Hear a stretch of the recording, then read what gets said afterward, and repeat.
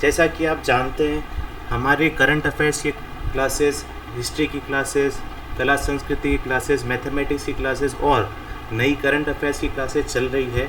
उसी तरह से इम्पोर्टेंट क्वेश्चंस ऑफ इंग्लिश आज का पार्ट 2 है। तो आज हम इसमें क्या करेंगे, पार्ट 2। अब आपको कुछ भी नहीं करना है, आपको सिर्फ ये क्वेश्चन सॉल्व करने। इन क्वेश्चंस के अलावा आते भी नहीं है। कम से कम डेली मैं 25 to 30 क्वेश्चंस डालूंगा और टोटल ये वीडियोस होंगे 30 या 40 टेस्ट समझ लो आप। तो इसका मतलब है 30 वीडियो और 30 क्वेश्चन मतलब 900 क्वेश्चन होते हैं। 900 क्वेश्चंस के बाहर से कुछ नहीं आएगा। सिर्फ सिनोनिम एंटोनिम का नहीं बोल सकता मैं, बाकी सब इसमें से ही आते हैं। एक ही एक रूल्स बार बार रिपीट होते हैं और जो कॉम्पिटिटिव एग्ज़ाम के हॉट क्वेश्चंस होते हैं वो इसमें हम कराएंगे। फर्स्ट क्वेश्चन है आज का, there is a beggar at the gate. मतलब वहाँ पे एक बैगर खड़ा है गेट पर। तो जब भी कोई अफर्मेटिव सेंटेंस मतलब सकारात्मक वाक्य होता है तो उसका क्वेश्चन टैग हमेशा नेगेटिव बनता है। तो यहाँ पे लिखा हुआ है देयर इज़। तो यहाँ पे जब देयर लिखा हुआ है और हेल्पिंग वर्ब इज़ है तो इज़ नॉट की तो आएगी शॉर्ट फॉर्म। तो इज़ नॉट की शॉर्ट फॉर्म क्या है, इज़ंट। तो इज़ंट ये ऑप्शन नंबर फर्स्ट हो सकता है और फोर्थ हो सकता है। मतलब बी और सी तो कट हो गए। तो इज़ंट इट तो आ ही नहीं सकता क्योंकि यहाँ पे देयर है। तो सीधा सीधा ऑप्शन नंबर डी इसका आंसर है। नेक्स्ट है question number 2, one should love one's country. मतलब एक जने को अपनी कंट्री से बहुत प्यार करना चाहिए। तो ये एक एडवाइस है। तो यहाँ पे हेल्पिंग वर्ब है मतलब मॉडल वर्ब शुड है। तो इसका नेगेटिव क्या होगा, फिर से वही सकारात्मक वाक्य का क्वेश्चन टैग नेगेटिव होता है। तो यहाँ पे शुडंट होना चाहिए। तो यहाँ पे शुड ही और शुड वन तो हो नहीं सकता। तो या तो शुडंट ही होगा या फिर शुडंट वन होगा। तो जब भी किसी वाक्य वन से स्टार्ट होगा तो उसका सब्जेक्ट तो वन ही है। तो शुडंट वन। तो ऑप्शन नंबर ए इसका बिल्कुल सही है।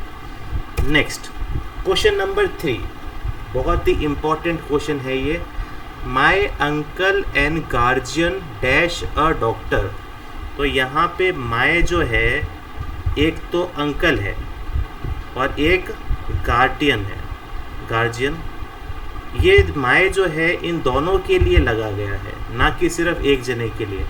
अगर यहाँ पे लिखा हुआ होता my uncle and my guardian तो इसका मतलब है 2 जने हैं। बट यहाँ पे ये दोनों क्या है, एक ही है। अंकल भी वही है और गार्जियन भी वही है। तो हमेशा जब एक ही चीज़ हो उसके साथ हम क्या लगाते हैं, इज़। आर आ नहीं सकता, आई के साथ एम आता है और वर भी प्लूरल लोगों के साथ ही आता है। Question number 4, neither he nor I dash the rules. जब भी कोई 2 सब्जेक्ट नाइदर या नॉर से जुड़ते हैं तो हमेशा वर्ब आई मतलब सेकंड सब्जेक्ट के हिसाब से लगा जाता है। तो आई के साथ हमेशा क्या आता है, फर्स्ट फॉर्म आती है। तो नोज हो नहीं सकता, हैज़ नोन सवाल ही नहीं होता और हैज़ भी बिल्कुल नहीं हो सकता।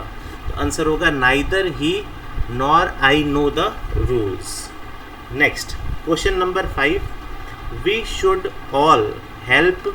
मतलब हमें एक दूसरे की हेल्प करनी चाहिए। अब यहाँ पे कहीं पे भी 2 जगह तो 2 जने तो लिखे नहीं है, इसका मतलब है ज़्यादा लोग ही है। तो एक रूल कहता है कि जब भी हम 2 जनों की बात करते हैं तो ईच अदर का प्रयोग करते हैं और 2 से अधिक होते हैं तो वन अनदर। तो आंसर होगा इसका we should all help one another. मतलब हमें एक दूसरे की हेल्प करनी चाहिए। नेक्स्ट क्वेश्चन नंबर 6, यहाँ पे देखिए मैंने आपको बताया अभी अपन ने क्या किए, फिल इन द ब्लैंक्स के क्वेश्चन किए। एलडीसी के एग्ज़ाम्स में फिल इन द ब्लैंक्स आते हैं, एसएससी के एग्ज़ाम्स में, आरपीएससी के एग्ज़ाम्स में, यूपीएससी के एग्ज़ाम में, सब के एग्ज़ाम्स में एक तो आता है ये वाला part fill in the blanks. Second आता है एक्टिव पैसिव। एक एक या 2 क्वेश्चन आते हैं। तो अब आप देखिए, एक्टिव वॉइस का मतलब होता है सीधे सीधे बात करना और पैसिव वॉइस का मतलब होता है थोड़ा सा घुमा के बात करना। इसमें कुछ भी नहीं होता है, सब्जेक्ट तो बन जाता है ऑब्जेक्ट और ऑब्जेक्ट बन जाता है सब्जेक्ट। और पैसिव वॉइस की पहचान ये होती है कि इसमें एक तो वर्ब की थर्ड फॉर्म होती है और कभी कभी बाय भी आता है, कभी कभी बाय नहीं आता है। तो यहाँ पे सब्जेक्ट है शी, इज़ है हेल्पिंग वर्ब, मेकिंग है वर्ब और टी है ऑब्जेक्ट। तो जैसा कि आपको पता है टी तो आ जाएगा आगे और शी चला जाएगा पीछे। शी जैसे ही ऑब्जेक्ट में जाएगा तो वो हर बन जाएगा। ये आपने वीडियोस में देखा है पहले भी। तो यहाँ पे देखो शी मेक्स टी तो हो नहीं सकता, नन ऑफ दिस का अभी अपन को पता नहीं। तो जब भी मेकिंग आता है मतलब आईएनजी फॉर्म आती है, आईएनजी फॉर्म जब भी आता है तो अपन बीइंग और वर्ब की थर्ड फॉर्म का यूज़ करते हैं। तो फर्स्ट वाले में बीइंग है नहीं, तो अपन देखते हैं सेकंड वाला क्या है। टी सब्जेक्ट हो गया, object T is being made by हर। तो यहाँ पे क्या लिखा हुआ है, हर तो हो गया, जो सब्जेक्ट ऑब्जेक्ट बन गया था और ऑब्जेक्ट सब्जेक्ट बन गया। तो इसका बिल्कुल ये सही है, क्योंकि continuous tense, present continuous tense में बीइंग के साथ वर्ब की थर्ड फॉर्म आती है पैसिव वॉइस में। तो ऑप्शन नंबर बी बिल्कुल परफेक्ट है। नेक्स्ट क्वेश्चन नंबर 7 कहता है ही हेल्प्ड मी। ये जो है पास्ट सिंपल का स्टेटमेंट है, क्योंकि हेल्प सेकंड फॉर्म है, ही अपना सब्जेक्ट है और मी अपना ऑब्जेक्ट है। तो जब इसका पैसिव बनाएंगे तो मी की जगह हो जाएगा आई। ठीक है, तो यहाँ पे आई कहाँ पे, सेकंड और थर्ड में, मतलब ए तो कैंसिल हो गया। आई के साथ एम लगता है, वॉज लगता है, दोनों लगता है, लेकिन ये पास्ट का स्टेटमेंट है तो एम नहीं लग सकता। तो ये बी वाला भी क्या हो गया, गलत हो गया। अगर आपको सही पता है तो बिल्कुल सही है, अगर आपको कन्फ्यूज़न है तो आप इस तरह से आप क्वेश्चन कर सकते हैं, नेगलेक्ट करके एक एक क्वेश्चन को हटा हटा के। तो आई वॉज आ गया, थर्ड फॉर्म आएगी, हेल्प भी थर्ड फॉर्म होती है, बाय ही आके क्या बन जाएगा, हिम। तो ऑप्शन नंबर सी बिल्कुल परफेक्ट है। क्वेश्चन नंबर 8 कहता है they have completed the work. अब यहाँ पे देखिए हैव के साथ वर्ब की थर्ड फॉर्म आती है, तो जब भी हैव के साथ वर्ब की थर्ड फॉर्म आती है तो वो होता है प्रेजेंट परफेक्ट, और प्रेजेंट परफेक्ट की जो क्या है, हैव के साथ वर्ब की थर्ड फॉर्म। तो इसमें द वर्क आ जाएगा आगे, तो द वर्क क्या आ रहा है, बी और सी में आ रहा है, मतलब ए तो गलत हो गया। अब द वर्क के साथ हैव का यूज़ ना करके हैज़ का यूज़ करते हैं, तो यहाँ पे बी ऑप्शन भी गलत हो गया। तो द वर्क हैज़ बीन, जब भी प्रेजेंट परफेक्ट का अपन पैसिव बनाते हैं तो हैज़ के साथ में बीन लगाना अनिवार्य है, और उसके बाद वर्ब की थर्ड फॉर्म जो कंप्लीटेड है ही। तो the work has been completed by them, they बन गया देम में। तो ऑप्शन नंबर सी ये बिल्कुल परफेक्ट है। अब देखिए ये अभी अपन ने क्या किया था, एक्टिव पैसिव हो गए 3 क्वेश्चन, फिर आपने क्या है, फिल इन द ब्लैंक्स आ गया, ये क्या है, एंटोनिम है। और फिर 10th क्वेश्चन क्या बताता है कि कौन सा इनमें से गलत है। देखिए 9th क्वेश्चन कहता है द ट्रैकर्स। ट्रैकर्स मतलब जो होते हैं, जो अपन ट्रैकिंग के लिए जाते हैं, जैसे माउंटेन चढ़ना या फिर फॉरेस्ट के अंदर जाना, तो वो ट्रैकिंग कहलाता है। The trekker set up the hill at a dash pace. अब पेस मतलब क्या होता है, गति, फास्ट, स्लो, तेज, पता नहीं, जो भी है। आप देखते हैं क्या बोलता है, use the antonym of sluggish. तो इसमें अपन ने हिंट दिया है कि एंटोनिम मतलब विलोम शब्द लिखना है स्लगिश का। तो सबसे पहली चीज़ तो स्लगिश अपन को पता ही नहीं है। स्लगिश का मतलब होता है ढीला, ढीला मतलब बहुत ही हल्के तरीके से, और हल्के का जो एंटोनिम होता है, स्लो हो नहीं सकता, डल हो नहीं सकता, ब्रिस्क हो नहीं सकता। आंसर क्या होएगा, क्विक मतलब तेज़ी से। तो इसका आंसर सीधा सीधा आ गया, the trekker set up the hill at a quick pace. ठीक है, तो इसका आंसर क्या है, बी। अगला क्वेश्चन है question number 10, choose the wrongly spelled word. कुछ स्टूडेंट क्या करते हैं इन क्वेश्चंस के अंदर, ऊपर तो क्वेश्चन पढ़ते नहीं है, पता कर लेते हैं फर्स्ट नंबर वाला सही है, आंसर सही है तो आंसर टिक कर देते हैं। ऐसा नहीं, पहले पढ़ो कि कौन सा गलत पूछा है। अपन को क्या लगता है पहला नंबर सही है, सही पूछा होगा तो आंसर कर देते हैं। तो इसके अंदर क्या है, फर्स्ट वाली स्पेलिंग बिल्कुल सही है, सेकेंड वाली स्पेलिंग भी सही है, थर्ड वाली भी स्पेलिंग सही है, चौथी वाली क्या है, गलत है। और पूछा अपन से क्या है कि कौन सा गलत है, तो ऑप्शन नंबर डी। मोस्टली ये डी नंबर पे ही आती है जब भी आपसे पूछा जाए कि कौन सा इनमें से गलत है। नेक्स्ट क्वेश्चन नंबर 11 कहता है he said to Ahmed I will be late. अब क्या है, इसको है डायरेक्ट स्टेटमेंट। डायरेक्ट को क्या बनाना है अपन को, इनडायरेक्ट। जैसे for example he said to Ahmed, उसने अहमद को कहा आई विल बी लेट। तो ये जो आई है, ये आई कौन है, ही। और आई विल बी लेट मतलब उसने अहमद को कहा कि वह लेट हो जाएगा, तो अहमद हमको कैसे बताएगा। तो यहाँ पे क्या हो जाएगा, he said to Ahmed I will be late, she said.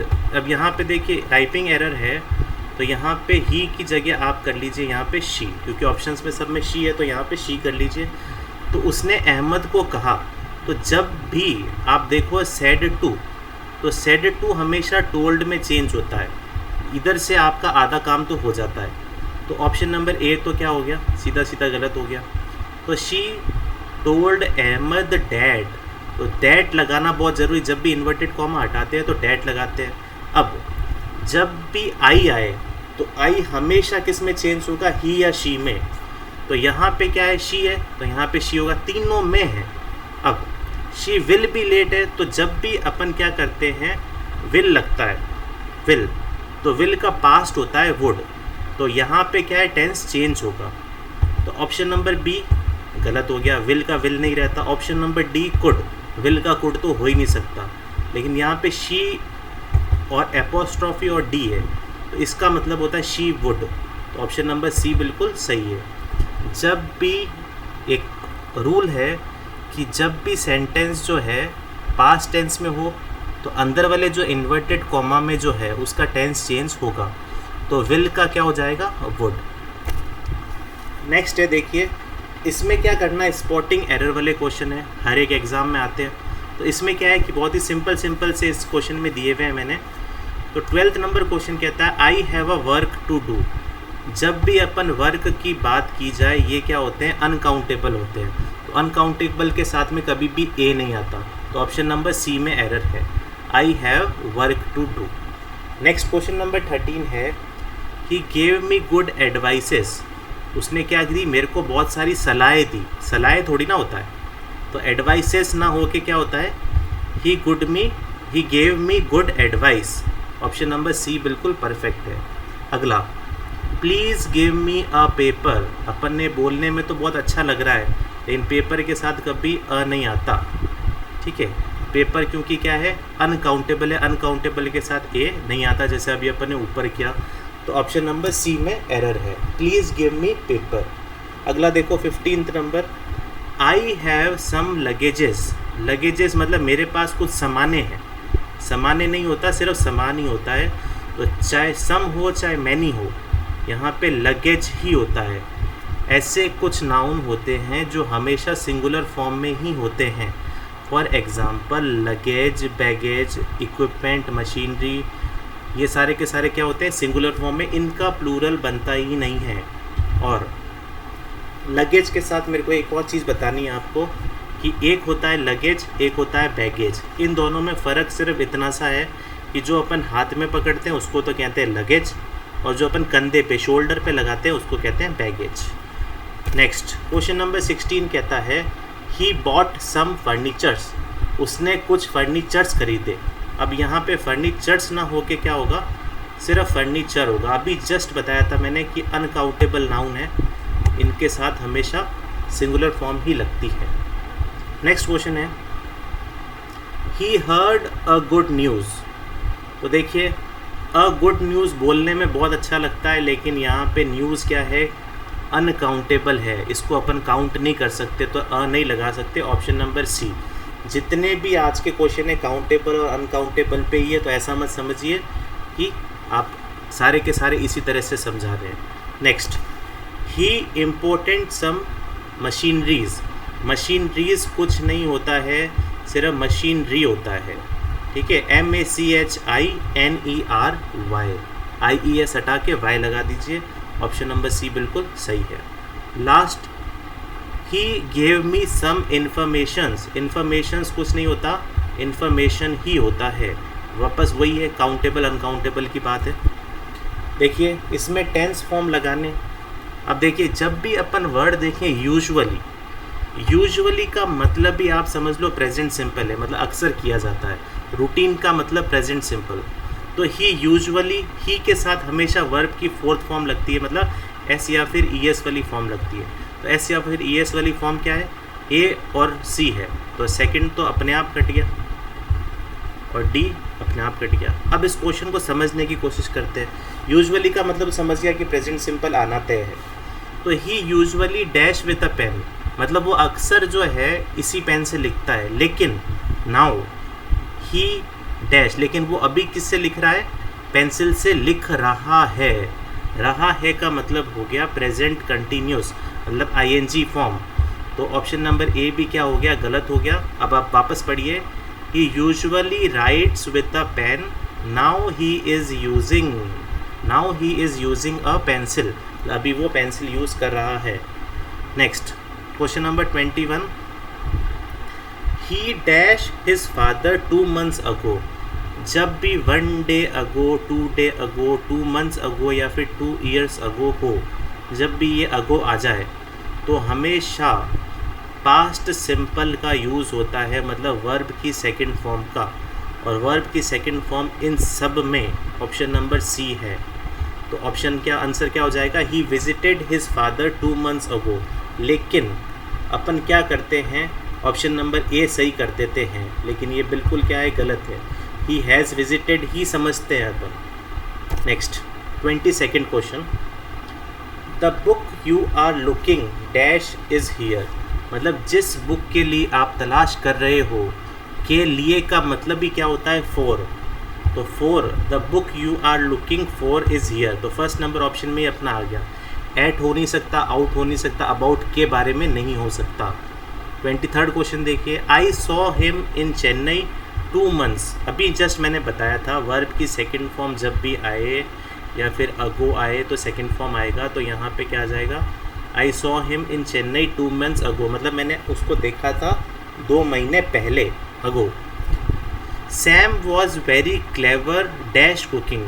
अब देखिए, जब भी कोई अपनी महानता की बात होती है तो यहाँ पे हमेशा इन कुकिंग नहीं लगाते, एट कुकिंग लगाते हैं। For example, Ramesh was very good at singing, ना कि इन सिंगिंग। तो यहाँ पे क्या होगा, Sam was very clever at cooking. Next, the prisoner was acquitted.